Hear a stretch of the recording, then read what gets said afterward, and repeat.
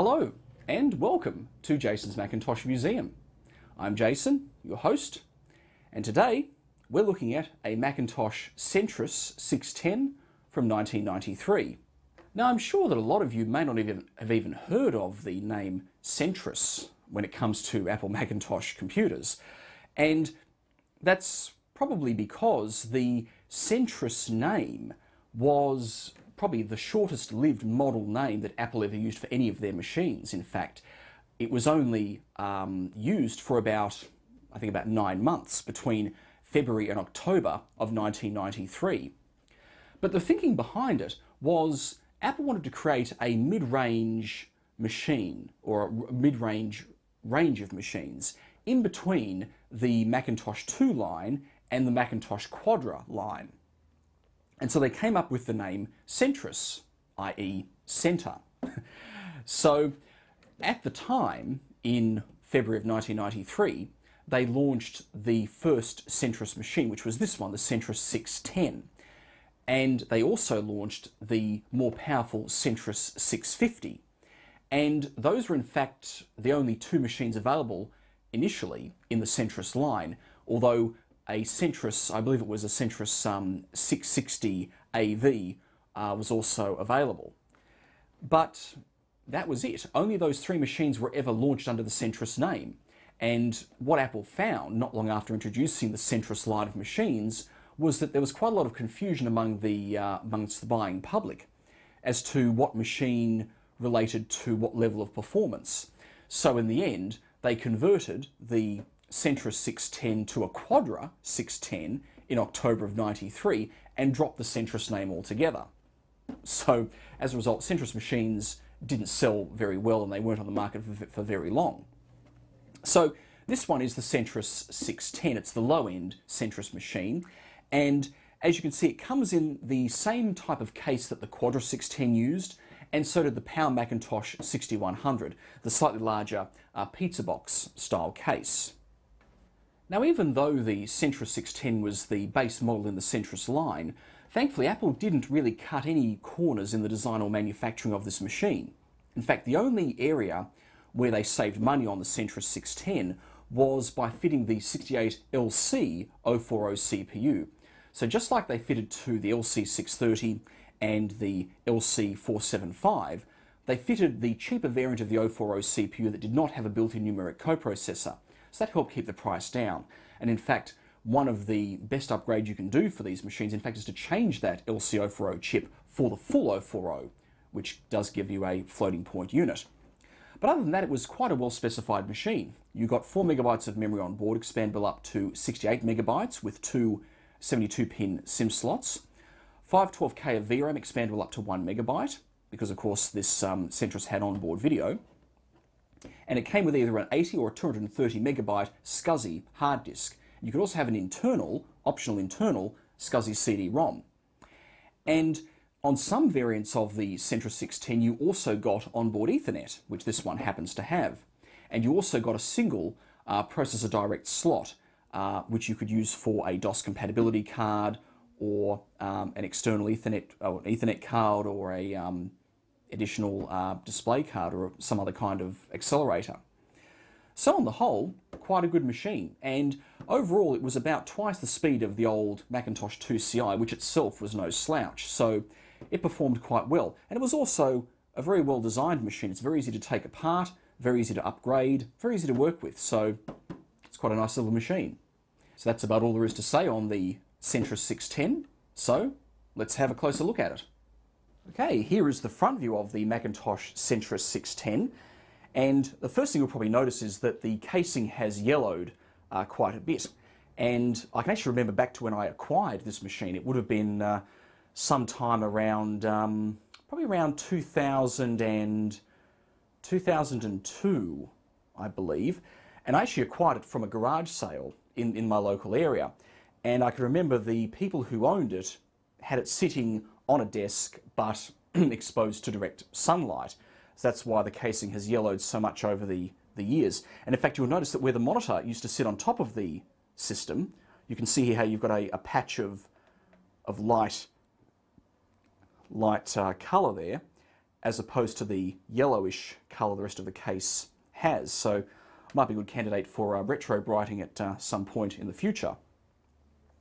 So it's quite a slimline case, not much to really talk about in fact. So on the left we've got the Macintosh nameplate, and the Centrist 610 sticker would go beneath it, but unfortunately it peeled off some time ago and I've not been able to find it, but the label would say Centrist 610. And then you've got the power LED just down here, and of course the center bay for the optional CD-ROM drive. And then on the right hand side we've got the 1.4 megabyte auto-inject SuperDrive. And surprisingly, for such a late model of Macintosh, the Centrist 610 does not support soft power. You actually have to use this power switch on the front to turn the system on and off. So that's all there is on the front of the Centrist 610. There's nothing on the side, so I'll flip it around and we'll look at the back. Okay, here is the rear view of the Macintosh Centrist 610, and starting from the top we've got the two tabs you have to unlatch to remove the top cover. And I should mention these tabs can get extremely brittle. The plastic can get extremely brittle over time, so when you're removing the top cover, as I'll show you in a moment, you have to be very careful not to snap those tabs because they will snap clean off if you apply too much force to them. Now, down from there we've got the power inlet and monitor power output ports. We've got a slot for a security cable lock, onboard video, onboard SCSI, and this model, this variant of the 610 happens to have onboard Ethernet, so that's why we have the Ethernet port here and the label that is stuck on there, because of course not all Centrist 610s did have onboard Ethernet.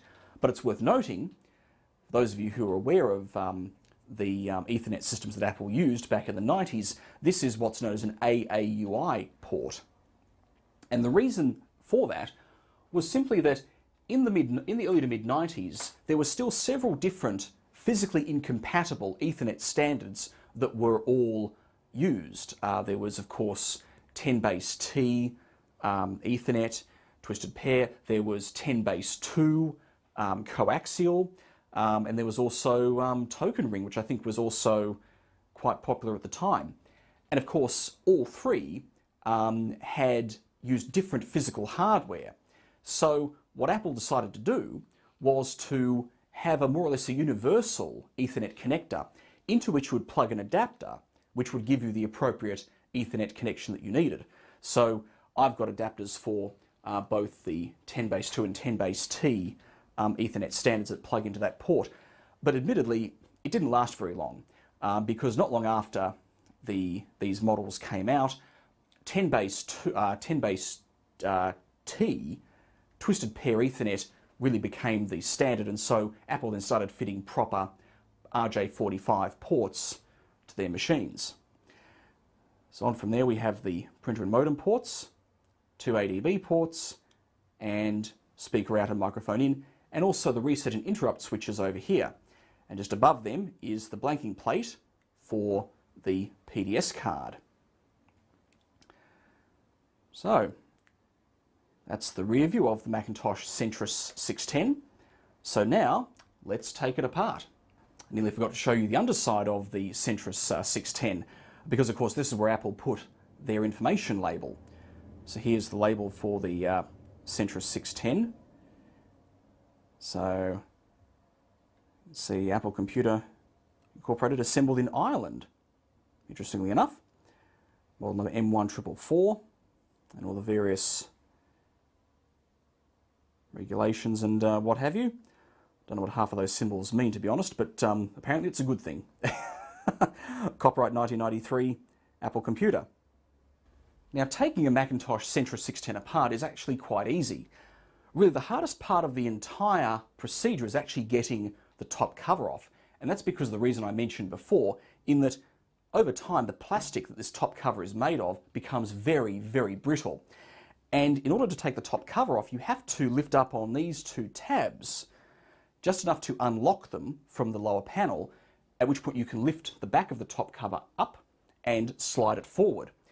So I'm always a little bit nervous about doing this. I always have to be careful not to apply too much force to these tabs. Okay, that one's just released. And, oh, there we go. That was actually quite easy. But certainly don't apply too much force, because you can, and I have actually done this on another, I think on my Quadra 610, I have actually broken one of the tabs clean off. They break right here, and they'll just snap clean off without any warning. So that's something to be mindful of. So now we have the tabs released, we can lift up on the cover and then slide it forward slightly and then lift up, and the cover comes right off. Right, so here's the inside of the Centrist 610. So I'll just rotate it so we're facing the front. So what we have, it's all quite straightforward. Hard disk here, CD-ROM would be here if it was fitted, floppy drive here, power supply here, logic board here. Nice and easy. So what we'll do first is we'll take the hard disk out. Now, to do that, we have to unclip this little metal cover. Just lift up on the top of the cover and it comes away. And we'll unplug the data and power cables from the hard disk. And now to take the hard disk out, it sits on a plastic tray and it actually slides forwards, as in out of the front of the case, not the other way round. And to slide it, you have to push down on this plastic tab so that it's free from the notch, and then you can push on the drive, and the drive will then come straight out through the front of the case. There we are, so there's the hard disk out. Next, what we'll do is we'll take out the floppy drive. Now to do that, we have to bend two tabs back, well, out. This one has to be bent out along with this one. And when you do that, you can then lift up on the back of the drive, and when you slide it forward slightly, you can unhook the data cable and then lift it.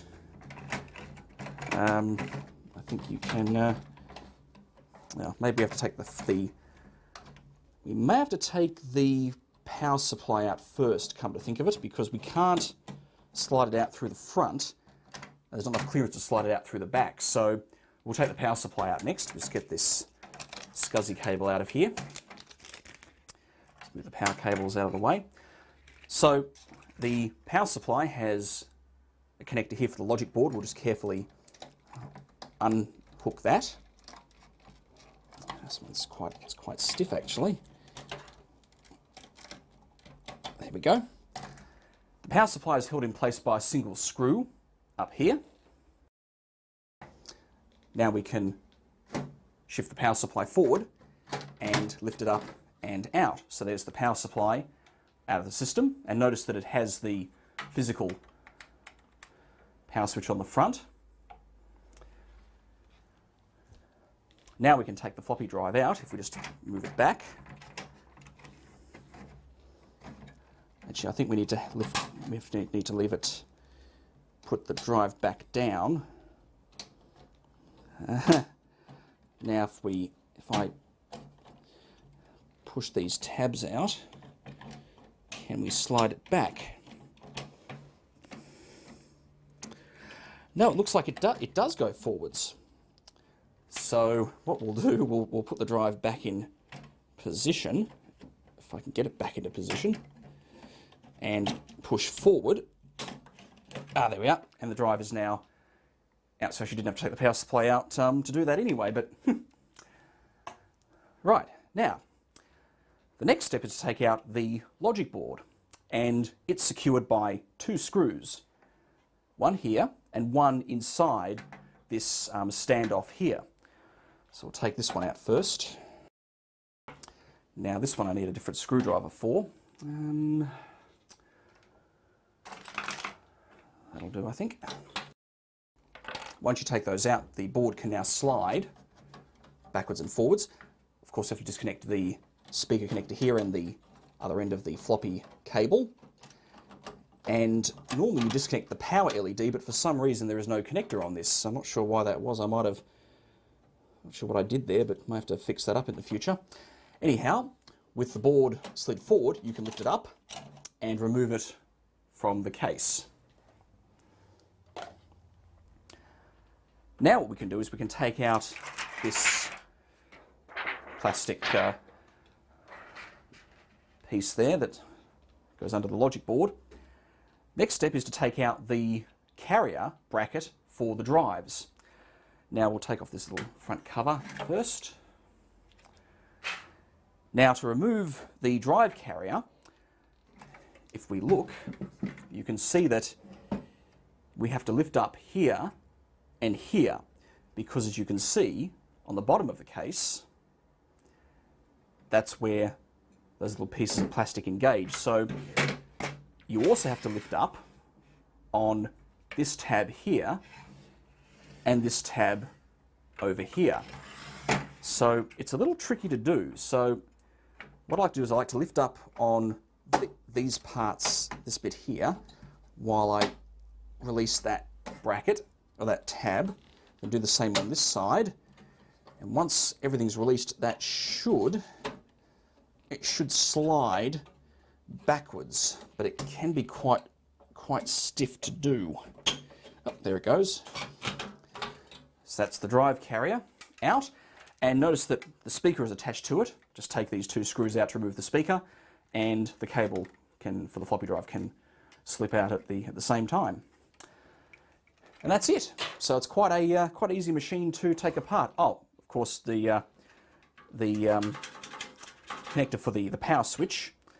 Just have to squeeze on these two tabs while pushing back on that piece, and that comes out as well. So there you have it. The Centrist 610 is now disassembled. So now let's have a look at the components. Okay, here is the logic board out of the Macintosh Centris 610. So let's start from the top, and let's see what we've got. So we've got the all the ports up at the top here, of course, and down from there we've got let's see, I believe that's the digital to analog converter for the onboard video by Sierra Semiconductor. That's the SCSI controller there, the NCR53C96 chip. And that's the internal SCSI connector there. I think they're the serial port controllers there. That's the ADB controller there, that microchip chip. What else? That I think is the Apple Sound chip, I believe. Let's see what else we've got. Okay, we've got some glue logic chips here. I believe this is one of the main glue logic ICs. It's called the IDSB, whatever that is. Not really sure. This would be the Ethernet controller for those models of Centrist 610 that had onboard Ethernet. And then we have the memory slots. So we've got these two 70 pin, I think they're 70 pin slots are for the VRAM expansion. So we have 512K of VRAM on board, expandable up to 1 megabyte. Although, having said that, the Centrist 610 I think actually requires VRAM sims to be installed in it. I'll have to see if this will power up, because I have a feeling that it needs the 256K VRAM sims installed, because there's no onboard video memory, but we shall see. Moving down from there, we have the two 72-pin main memory slots. These, of course, these are filled with 32 meg modules, I think, which will take this Centrist up to its maximum of 68 megabytes of memory, because there's 4 megabytes on board, of course. And then we have a ROM sim. I think, is this a ROM sim? I think it is a ROM. Yeah, I think it's the ROM sim slot here, which I believe is only used if the ROM has to be upgraded, because these Macs generally have their ROMs soldered to the logic board. Here's the onboard 4 megabytes of system memory, and here we have the actual ROM chips. Actually, no, that's your video memory there. That is the onboard video memory, I believe. Yep, so it's got onboard video memory, and floppy drive connector, power supply connector. There's the model, copyright 1992. And moving on from there, what else have we got? It's another glue logic chip there. And then, of course, to the left of that is the main CPU. So this is the Motorola 68LC 040 running at 20 megahertz. And what else up there's the battery compartment there. Let's see, some other chips, not sure what they do. And power supply, a power LED connector there, and here is the PDS slot here. And I think that's about it. So again, a very well integrated board. Again, very different from what Apple were offering back in the 80s when they used a lot more discrete components. So that's the logic board out of the Macintosh Centris 610. So we'll have a quick look now at the hard disk. Okay, here is the hard disk out of the Macintosh Centris 610. Now, I know the 610 did come with either an 80 or a 230 megabyte hard disk. Now this, of course, is an 80 megabyte hard disk, but it may not be the original one because I think this is slightly too old for use in the Centris 610. I believe the Centris 610 used the newer Quantum Pro Drive ELS. This one is the older LPS. As you can see, in fact, the firmware is dated 1990, but it is an Apple 80 megabyte SCSI hard disk. So that's the front of the drive there. And I'll just quickly take the bracket off so we can have a look at the back of the drive. Okay, so here's the underside of the drive with the controller, and as you can see, it's certainly from the late 80s, early 90s. See, it's copyright Quantum 1989. So I do think this drive is slightly too old to be the original drive that came in the Centris, but I'll see if I can find out what drive it would have actually come with when it was new. Other than that, we've got the ROM chips and various other controller ICs here. And termination resistors down there, of course, and then the SCSI ID jumpers would be, where are they? They're right there. So for parity enable as well. And yeah, so that's the hard disk. There's not much point looking at the floppy drive because that's the standard 1.4 megabyte SuperDrive. I'm sure you've seen them all before. So that's really all there is to it. So that's that concludes the first video on the Macintosh Centris 610. And in part 2, of course, I'll reassemble the 610, we'll fire it up, and show a few old Mac games, as always. So, I hope you enjoyed the video. Thank you for watching, and stay tuned for part 2.